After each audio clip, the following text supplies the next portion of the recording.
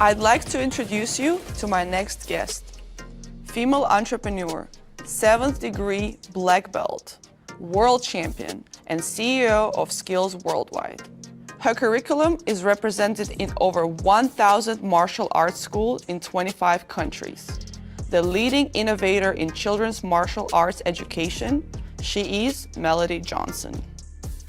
Hi Melody, and welcome to Think About It Season 2. I'm really excited to have you on my show, and I'm really looking forward to our conversation. So thank you for being here. Thank you for having me.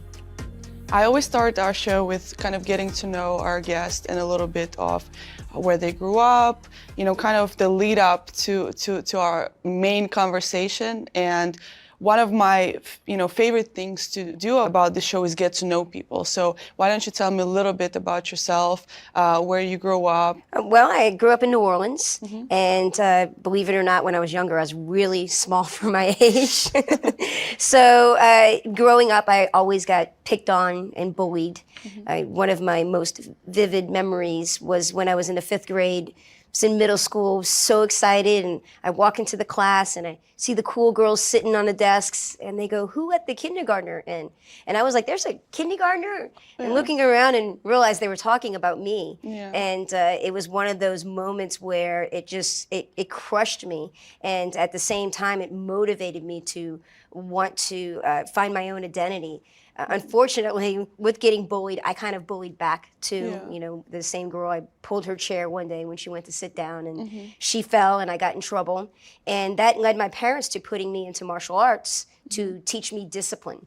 And at first, I really didn't like the martial arts. It was mostly adults in class. This was back in 1987. We used to call them the Dungeon Dojo days. And it was mostly boys, mostly adults, and it wasn't really my jam. And it wasn't until about green belt level, which is mid-level, when you start sparring. My very first sparring match was against the bully in class. This kid was bullying me and bullying my brother, and I kicked him really hard in the head on the match. And I look over at my mother, who's usually sitting there with her arms folded. And she jumped up and she screamed, "Yes!" Wow. And then my instructor said, "2 points, kick to the head." And I was like, wait a minute, I can kick boys in the head. And not only does my mom not get mad about it, but I'm getting points. This is the coolest sport ever. Can you just tell me a little bit more about your program and the expectation level that you try to explain to people so they are more prepared when they're coming into the program? When I first started my career in martial arts, it was usually kids started at the age of 7, and then the children's class was like 7 to 12, and then 13-year-olds went to the adult class.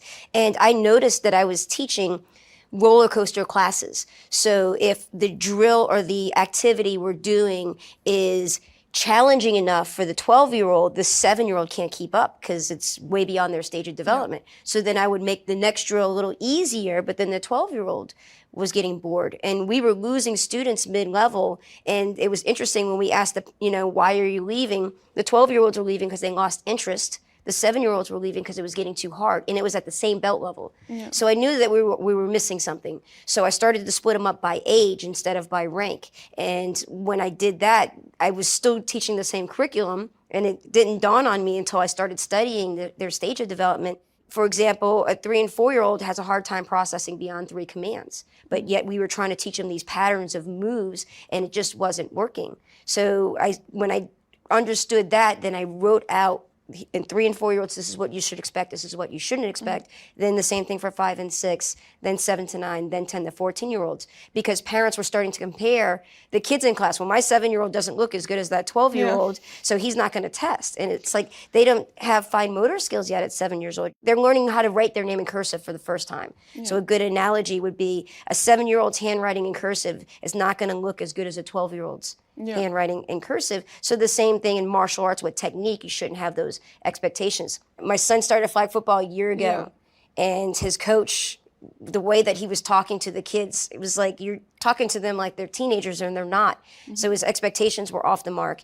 And it was so painful to watch as an expert in child development, watch my son do it, and Van would make up excuses on why he couldn't play. He had a belly ache, and I think he did have a belly ache. Like, he was so nervous, he was making the stress, and he didn't want to play.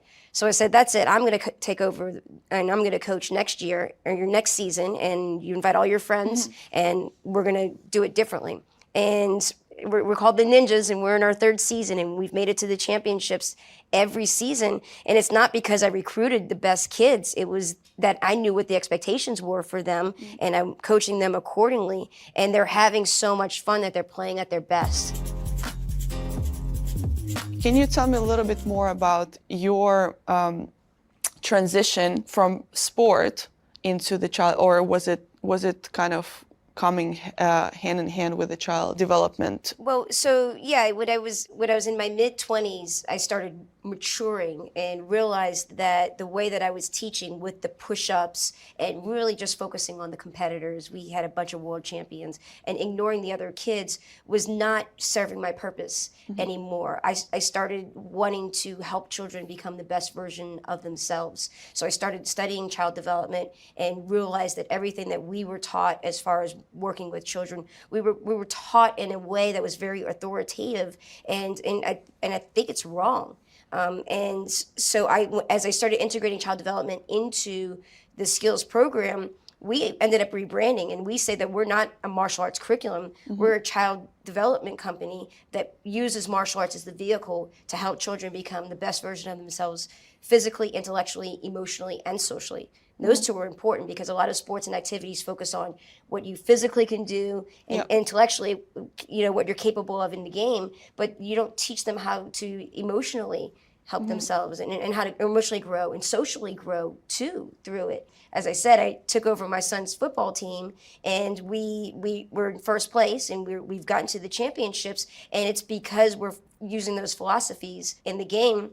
And it's interesting because all the parents come up to us and say the kids love the practice. They can't wait to go to practice. They can't wait to play. Where at the same time, one of the parents on my team, her neighbor's on another team, and says he can't stand it. He doesn't like the coach. She doesn't like the coach, and it's so stressful. And it's a shame. And so this poor kid's not going to have a good experience, and he probably won't play next season. And he's a cute kid, and we played against him last week, and he was a good kid. Yeah. So many coaches get it wrong, and they're doing a disservice to children who, and a lot of them potentially could be an NFL player or a famous tennis star if they were able to teach them according to the way they learn and grow in a more positive manner.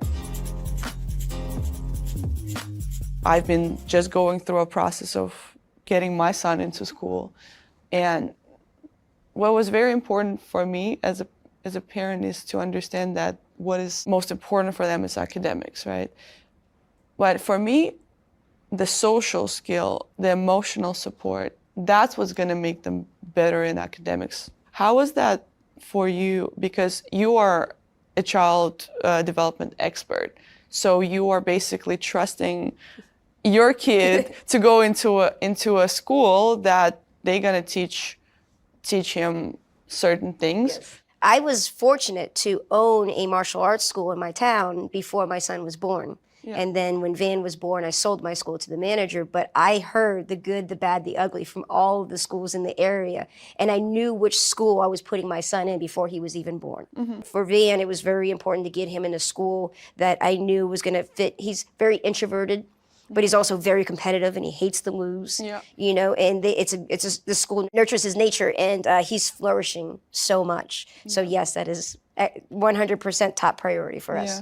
That's kind of like in a moment that I'm looking forward to, because he's been going to school and he's been traveling, and I thought that that's such an amazing thing for a kid to be able to experience and understand that there is a very different world everywhere. He's a bit shy, but he will go out there and he will talk, and he doesn't really care if they don't understand him. He will adapt and try to just learn. And one of the things that gets me to think, like, if he starts just going to school and kind of in the same routine without as much travel, will he still be that open and still kind of understand there is a different world? No matter what, he's gonna be okay. I don't feel like I'm a stressful parent. That was one of kind of my worries for him to start to school. I'm ready for it. I'm like, I'm not the type of parent who like, oh no, he's going to be growing up too fast. I'm excited to see him be whoever he is.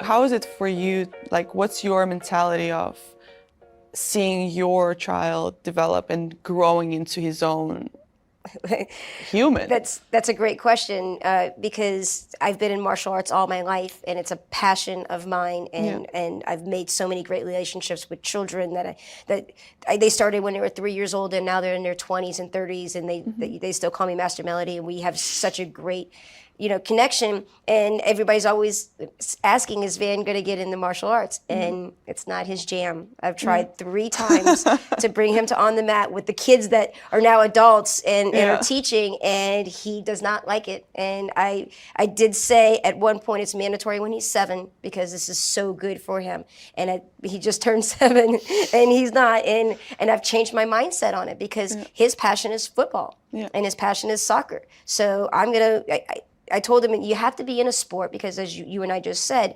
sports are so important for kids. So I want him to be in a sport, and as long as he's in a sport, that's the most important thing. But it's interesting because, again, going back to football, he comes home every single day, puts his backpack on, goes in his room and puts on his football clothes and says, "Let's go, Mommy." And we go out in the front yard and we play football every single day. And some parents, want their kids to be great football players. They say, "Hey, you have to go outside. We need to go practice." And they make them. Where Van wants to do it so much. And I see that part of me in him where, I always wanted to train in martial arts and it wasn't by force. So I love that part, and I love him finding his own path, though, with football and with soccer. So it's very exciting. It is the same. It's great that you're talking about adapting. Like you adapted. Okay, well, that's what you want to do.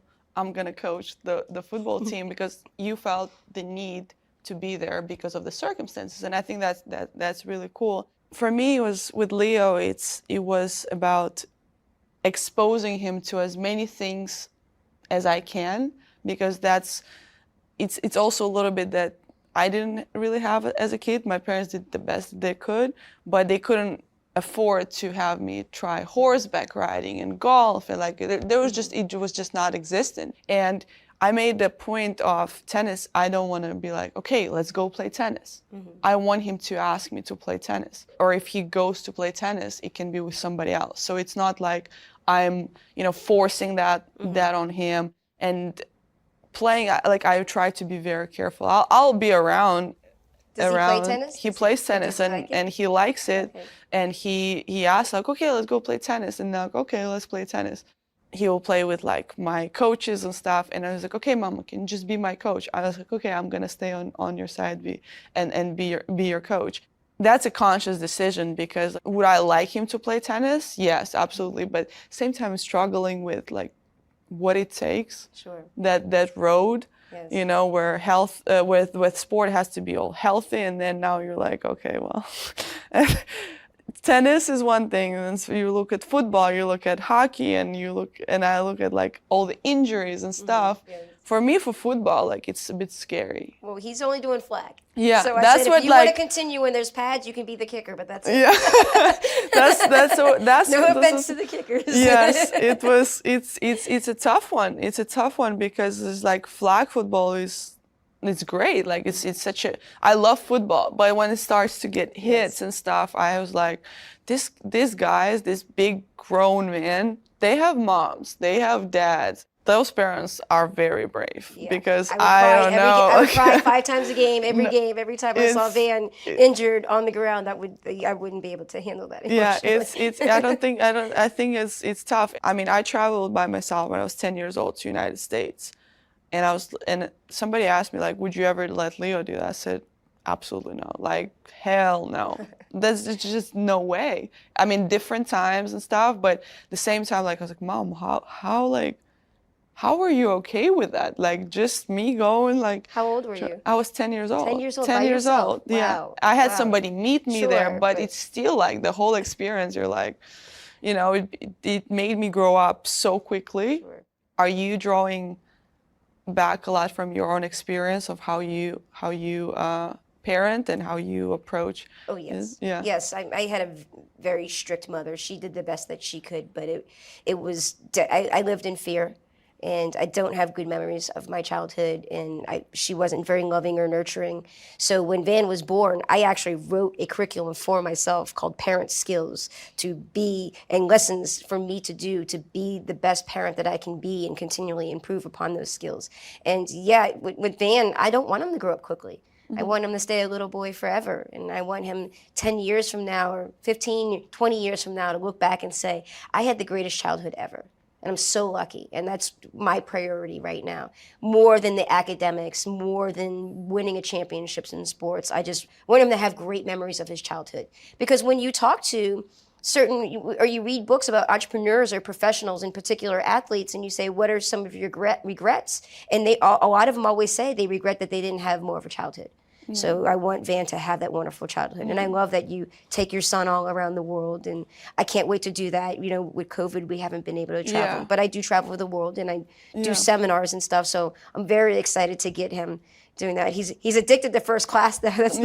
We just took him to Aspen, and he didn't want to eat at the airport in our layover because he said he wants to eat on the plane. And it wasn't the food's not even good. Terrible. It's just the idea that he's getting served on the plane is so it's so funny.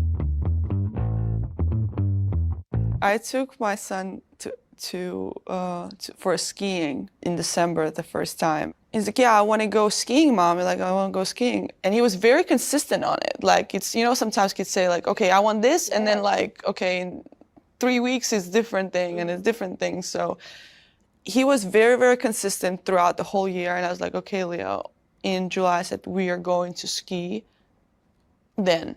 He's like, okay, I can't wait, Mommy, I can't wait. I had somebody, we got a teacher. I was like, I'm not teaching you how to ski. I have no idea how to ski. Like I need somebody to hold me off the lift because I'm so careful. Like I'm such a careful person, and I'm still playing. I'm like, the adrenaline is not worth it for me to, to fall or whatever. So I'm like, okay, I will enjoy it at my pace. So I'm not teaching you. Like, we'll get you somebody to teach you. So after like the first day, he wanted to go on the blue already. Wow. And he went on the blue like after 3 days. At 6? Yeah. Wow. At 5. At 5? Yeah, he wasn't even, he turned 5 in December, so he was 4. Oh, wow. Yeah. So I was like, okay, I'm not going there with you. I'll just stay on this green with us, so you guys have fun. And he came, and in the end of the trip, I asked him, Leo, what was your favorite thing to do? Like, what was your favorite thing about the trip? And he told me it was falling. And I was like, I love that. I love that because like it was fun falling. He's like, I fall, I get up and I go again and stuff. And I was like, that's great. Totally different experience with my son. He fell one time, was like, that's it, I'm off. Get these boots off of me. And we went tubing, and then he almost fell in the tube. He's like, that's it, I'm done with that. All he wanted to do was play in the snow. Yeah, but it was like, again, it was like life lessons. Like, to me, he's like, okay, it was falling.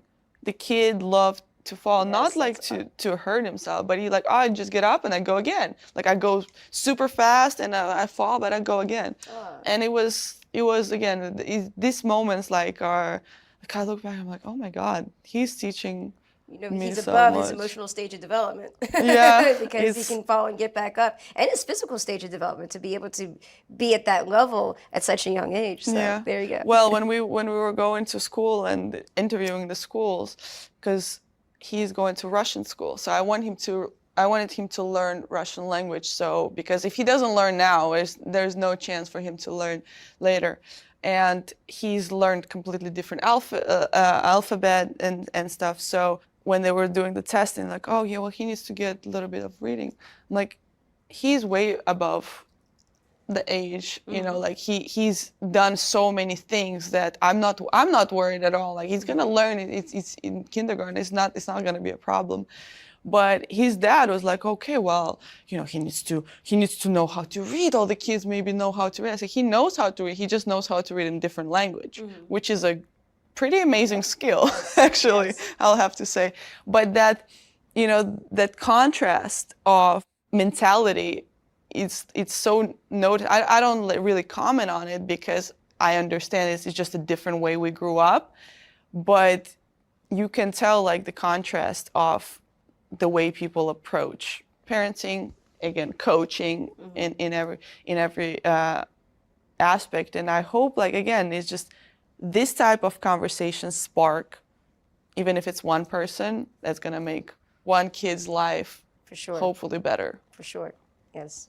That's my vision of moving forward, is to continually spread the message of how important it is to understand children in a very psychological and scientific way, because if more people did the homework, the world would change. It would Yeah. be a better place, and It's up to us to change It them, is. right? It's up to us, and it's exciting but scary at the same time, Yeah. because when somebody's not interested in doing that or disagrees, it's very frustrating from me. Very close-minded, Yes, right? Like yes. that's what it's like.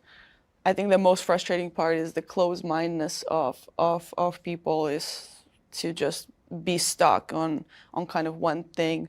How different was, or your experience been with different cultures to implement the curriculum and the way of training martial? It's interesting because most of my international schools embrace the program more so than schools in the United States. Yeah, So- I'm not surprised at Yes. that. So the UK is some of my favorite schoolers, but Germany, we have some of the most enthusiastic schools, instructors in Germany that love the program. They're on every webinar, Zoom meeting, and they ask all the great questions, and they send all the great feedback. So it is interesting how international clients really embrace this concept faster than here, you know, because we have so many different cultures, you know, in the United States, and also we have so many different mindsets, you know, politically, very different you know, ones, politically, and if you're on this side, then no matter what you say on this side, they're not going to listen to it. So that's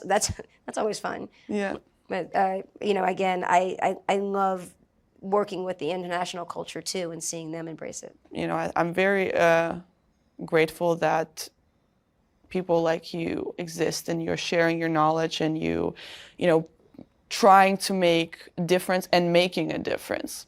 And actually, Leo's one trophy for now is from martial arts. He's doing karate. I saw that. He has my little ninja uniform. That was the first program I created. The black uniform with the white. Yeah, so he's loving it. He's excited to get he's very, very super competitive, and every time he gets, you know, the new stripe, new belt, graduation, it's very exciting for him. So he'll start like doing all his little stuff. I'd love to meet him and work with him. That would be so much fun. That would be amazing. Exactly. Like, I've had friends who are in Thai boxing and different types of martial art, and one thing that I've realized is their humbleness of the carpet or of the ring, and the way that they used their sport to let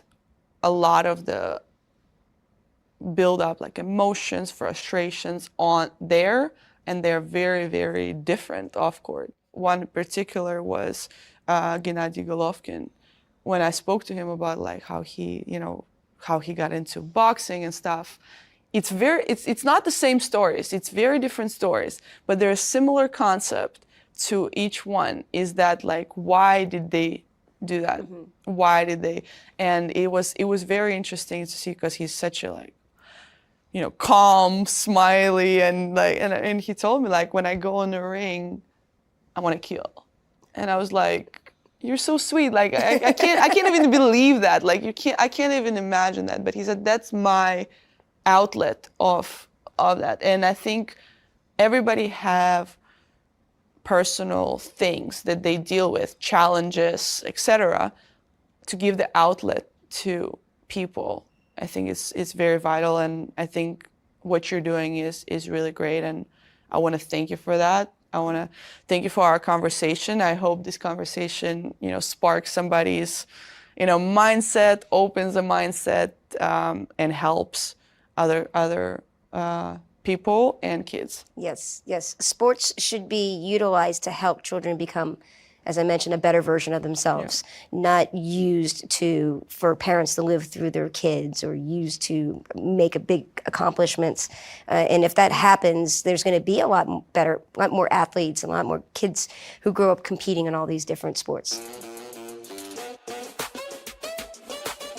Melody, I have this segment every show. I ask 7 questions to kind of get to know you a little bit even better. So are you okay with doing that? Yes, let's do it. Okay. So what is your favorite word? My favorite word, resiliency. Resiliency. What is your least favorite word? Hate. Hate. Okay. What is one job besides your own you would like to do? Wow. So definitely would do something still in the child development field, but in other sports. And, I always wanted to be in television. So maybe something that had to do with educating in child development with sports in the television industry or something. Well, hopefully this podcast will be your first episode of teaching. That would be great. That's awesome. What is one profession you would never want to do? I would never want to be an ER doctor in a children's hospital. Oh, yeah, that's a tough one. I would not be able to see kids suffer and be in pain, even though they save lives. To me, that my heart is not not strong enough for that. Yeah, that's the first one I've heard. A lot of is lawyer or accountant and stuff. Those two. So, those two, yeah. What is one quality that attracts you from people? People who like to play. Play. Yeah, we play. My friends, when they come over, they play. When my son's friends come over, we play. I'm a playful person, so anybody who wants to play, you play tennis, that type That's awesome. What is one quality that kind of turns you off of people? Bullies, or especially adults who are mean to kids. That frustrates me. And last question is, let's say if God existed and you arrive at the pearly gate, what would you like God to tell you? Well, I'd like for him to hand me a glass of his red wine, because That's what everybody says. And him say, "You're not done yet," and then I become an angel, because I feel like there is a higher power watching over me, and a lot of the things I've wanted to do, I've manifested obviously through hard work, but then I would like to return the favor and do the same thing. So him saying, "You're not done yet," and me going, "Let's go." Yeah, that's finish a my good wine one. first. That's perfect. Well, that's wrapped it up. Thank you for answering those questions. Those are always quite fun for me to hear the answers. It paints an even better picture. So thank you for doing it. Thank you so much, Melody, Thank you for having me. Being on Think About It. And I can't wait for people to see this episode. Thank you for having me.